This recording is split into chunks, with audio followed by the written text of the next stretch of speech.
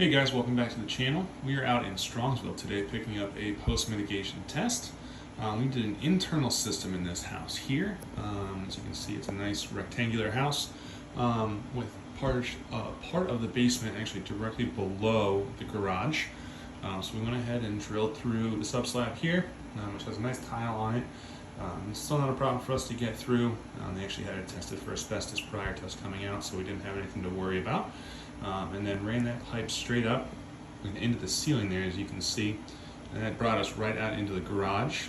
And then we ran that up through the garage wall, and up into the attic where we put all of our fan and electrical work, and then exited up through the roof.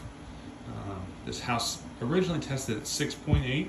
With the mitigation system installed, we were able to drop that down to 0.9, which is a fantastic drop, especially using one of our smaller fans, so it's nice and quiet. We'll go upstairs here in just a second and check out that garage setup as well. All right, guys, we're out here in the garage now taking a look at that system. You can see where it comes out the foundation wall there, which we actually came up into the tiled ceiling and then did a hard right turn and popped it out the foundation wall here. And we're running it straight up, a little elbow there so we can get a little closer to the access port here.